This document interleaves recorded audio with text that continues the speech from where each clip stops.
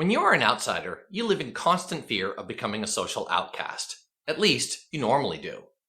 I could not escape, and you lose fear of what you cannot escape. By the time I was 6 years old, I realized that I had a few social worlds and they treated me very differently. My parents were very kind and loving, as was much of my family. My neighborhood had older children who treated me quite well also. This was especially true because I was one of the few younger children allowed out after dark. As long as I did my homework right away, I could be out until bedtime. This meant I could play hide and seek and tag with the older kids regularly. I probably survived childhood because of this chance to have some good social experiences in the evening. Because at school, things were very different. To be fair, there were many children my age who were at least somewhat kind to me. But make no mistake, I was an outcast. Even children who might want to play with me often did not for fear of the more socially skilled ones who disliked me. They would only play with me if the cool kids weren't watching. And for my part, I responded in kind. I would not play with children who offered to like me in private only. I decided at a young age that I would rather be terribly lonely than befriend cowards who would only meet me in the dark. At recess, I would leave the areas of the other children to catch grasshoppers, play in mud puddles, or just grab the wooden electric pole and swing around it for 15 minutes. I named it Poley. If I had a video of my recess time and showed it to you, it would range between curious, pathetic, and heartbreaking. I paid a high price for who I was, sometimes in violence, often in extreme loneliness, and always in great delays in learning normal social skills. I was a non-violent kid myself, but also increasingly resentful and egotistical. Last guys don't finish nice, and that didn't help me make friends either. Things did not get better for me until two things happened. One, I became a Christian and so found a path towards being principled and remaining kind. A slow one, full of missteps, full of stories for another day. So on to two, I became part of a geek culture. In geek culture in the 1980s, us outcasts stuck together. No matter how difficult, annoying, or frustrating our social encounters were, we stuck together. We grew up in a world where the socially skilled would entrain their minds together to get rid of people like us. They didn't care how much it hurt us. But we did, and we did everything we could to include anyone who wanted to join us, be they rude, thoughtless, utterly awkward, or simply regularly unbathed. Yet there were other groups like us, groups of kids we geeks sometimes crossed with, and sometimes didn't encounter. Ethnic minorities, gay kids, children with truly horrific parents. What we all had in common is that huge parts of society tried to get rid of us. When I was a kid, we took a term from the ancient Greeks in their politics, ostracization. But call it what you like. They shunned us, cast us out, exiled us. They canceled us. So in the face of my childhood experiences, I have always opposed cancel culture in whatever form it came in. I took a rock to the head at age 6 to prevent white kids from calling black kids the N-word. I played with the blind and deaf kids at school. Not always well, because not one teacher raised so much as a finger to support my endeavors. But I tried. I hung out with fellow geeks through thick and thin. And I refused to let my fear of cancellation stop me from exploring my world. Sometimes that meant I was openly obnoxious and rude in saying what I thought.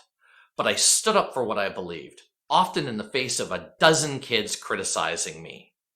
I learned to argue a position even when no one agreed, and still be open to challenging that view I held if I received real evidence against it. In short, my efforts to avoid ever joining cancellations and to stand up to it myself helped teach me better social skills. They helped me to be a better person.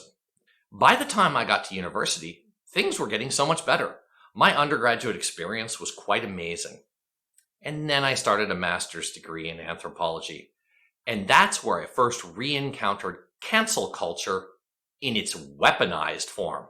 This wasn't just children who wanted to keep the socially unskilled or unwanted away.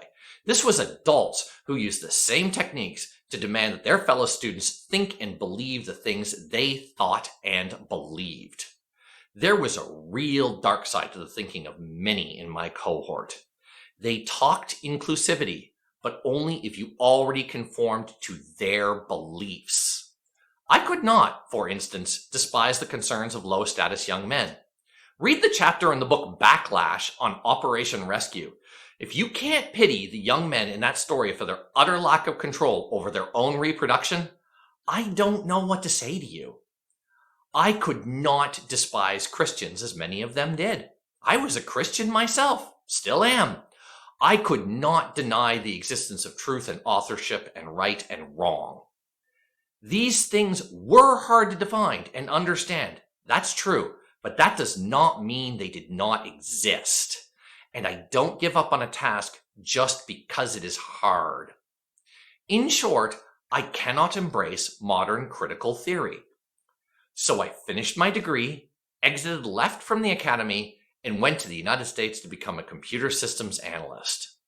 My dreams of an academic career were at least temporarily ruined because I would not and could not conform to the beliefs of my colleagues.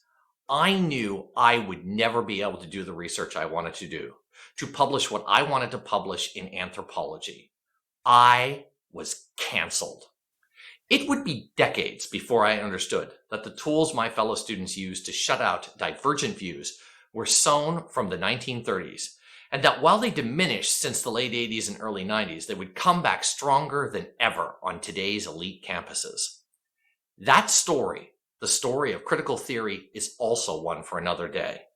But this use of critical theory is only one example of the patterns of cancel culture.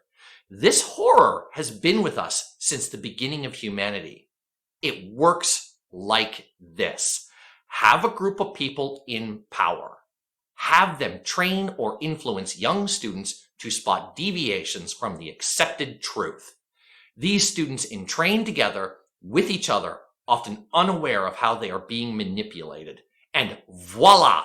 You can weaponize a natural instinct for cultural and social purity that exists in most, if not all, people. It is this same technique that was used to keep black people down in the Caribbean and the United States even after slavery had ended, by denying them access to publication and presentation of their stories and art. It is this same technique that was used to keep physically disabled people out of sight, at least until the age of freak shows where people with disabilities began to monetize social fear. It is the same technique that was used to keep LGBTQ people from sharing their own experiences. It is the same technique that is still used to keep non-neurotypical people from having their own voice, from sharing their own lived experiences.